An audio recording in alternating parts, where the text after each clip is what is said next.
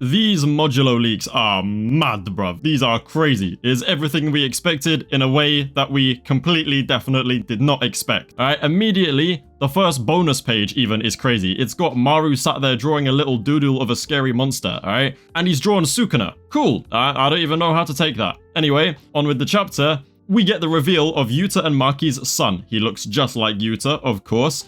And as we found out a few days ago on Twitter, he's a deadbeat who ran away. But there's a reason for that, apparently. Because, this is mad, bro. Just before his disappearance, a maid witnessed him talking to a man with a scarred face and a hoodie who is obviously Yuji Itadori. And Yuji basically said to Yuka and Surugi's dad, it doesn't matter, and from that day on, he was never seen from again. Maybe because whether Yuka did or didn't have a curse technique kind of would decide his role in the family moving forwards. There's something to be said there. There's like some kind of lore that we don't know about yet. I'm not even going to bother speculating about it because I ain't got the facilities for that right now, like mentally speaking. I don't even care, to be honest. Because the rest of this chapter is wild, bro. Jeez. Surugi is throwing hands with Maru, but obviously the world is turned upside down with this whole chaos and harmony thing. Surugi is like, he's moving like Megami against Toji, bro. He's just doing his best to survive, okay? And realistically, we know what Maru's capable of. The old man was packing up Surugi, and then Maru packed up the old man. So we know where we stand in terms of these two. Surugi is not really standing a chance right now. He's just surviving. We get some amazing, completely textless pages of just pure hands, straight choreography. Maru's got so much aura. The perspectives are great. I love the way Yuji Iwasaki draws hands. I know that's such a weird thing, but like every time hands are coming towards us, it's like, it's so dynamic. I really like it. And yeah, Surugi just keeps on getting slammed, but he does manage to like narrowly avoid all the blows. But then the world like kind of is about to shift back. They fall out of the building sideways, and while floating in the air, Maru does his like, you know, his move, the Maru move, but it turns out his move is a 1-inch punch that he just bangs Surugi with, sends him flying through the building, and Surugi is cooked, bro, because let's be real, Maru is just built like that, alright? He is just built like that. Then he just starts aura farming. He's moving like 15-finger Sukuna in Shibuya. Like, genuinely, that is who he looks like. Floating in the air, making stuff levitate around him, throwing literal buses and trucks towards Surugi, destroys the building. Again, he is throwing them like how Sukuna was throwing dismantles in Shibuya, bruv. Like, I don't know, Maru's just moving different. This guy is a warrior. Anyway, that's not the point, because the point of this, this chapter is so mad, bro. Damn.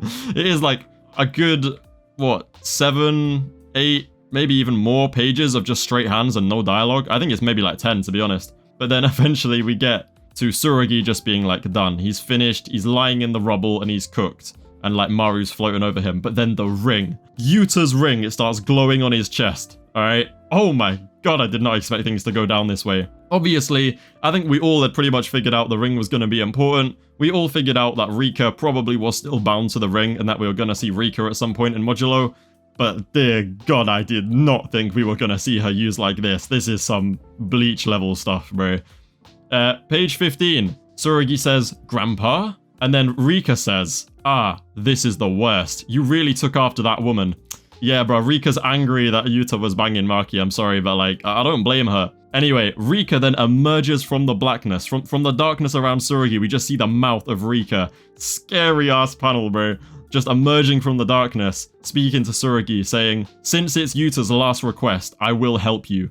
Just say I accept. Basically, Yuta set up some kind of precaution for the ring and Rika to save his grandkids if they were ever in trouble. Now, obviously, Yuta gave this ring to Yuka, and Maki said that Surugi wouldn't need the ring, and it is the current theory that the little amount of cursed energy that is always kind of there in the ring is what is holding back Surugi's full heavenly restriction. So I don't really know where we go from here, because obviously, it does seem like endgame. Yuka is meant to take the ring from Surugi, because Yuka wants to earn the ring, and Surugi wants to earn losing the ring, because he doesn't believe he needs it. So right now, it's like he needs the ring. I hope by the end of the story, we get to a point where Yuka does get the ring, and in some way, achieving that saves her from the cancer, maybe. Because I don't think she's gonna die. But anyway, Surugi does accept whatever binding vow Yuta set up in order to protect him.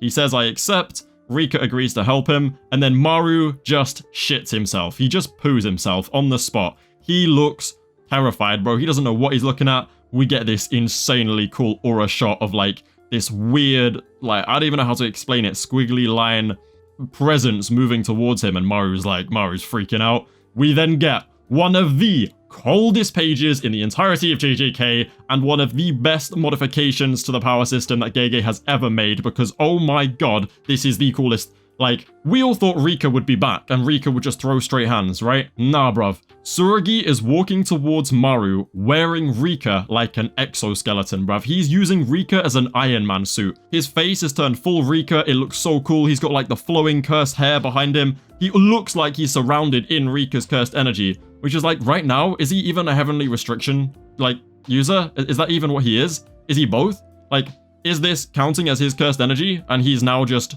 he is just Rika? Because that, either way, he's still gonna be hella strong, right? You're either using Rika's power and giving up your heavenly restriction in that moment, or you've got both. Either way, he's broken. It's just the, I wish I could show you the page right now because there's so much aura.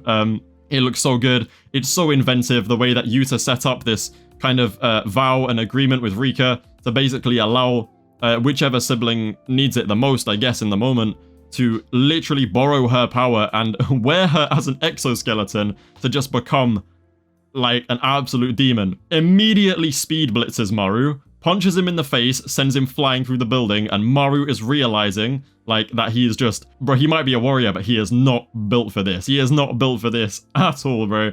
Because Surugi just like, he's just standing in a fighter stance with his weird Rika face on. Like, I don't even know what to call it. It's like a helmet. It looks like something straight out of Dandadan, bro. I don't know what to tell you. With his hair flowing behind. It's so cool. It's such a great power-up. I need to know, like, I need more information on how it works. I need more information on whether this is, like, a permanent thing that is now bound to Surugi, because it sounds like he agreed to some kind of vow. I don't think that's the case. I do still think by the end of the story, the ring is going to go to Yuka, and then Surugi's going to gain full heavenly restriction. But it also begs the question of, like, was Prime Yuta moving like this? Like, is this an ability that Prime Yuta developed? Because Rika seemed to know what to do immediately, which means that Rika clearly, like, is accustomed to doing this, right? Like, it's the best way, supposedly, for Surugi to use that power right now. Like, why not just manifest Rika fully and just fight side by side with Rika? Do you know what I mean? I'm wondering now, was Prime Yuta, like, using a Rika Iron Man suit, bro? Like, did he... I'm thinking my brain is going way too fast. I don't even know what to say at this point. Like, it's so peak. It looks so good. The art is incredible. I need to understand how this works, because I think for 2 weeks now, we haven't got another chapter for 2 weeks. There's a big break. I expect to see a lot of lacking reading comprehension, to be fair, and a lot of speculation about what's going on. So I'd be careful with what you read, because, yeah, I feel like we're going to have a misinformation problem on our hands here. But if I had to take a guess, I'd say this is just a temporary thing for Surugi to beat Maru.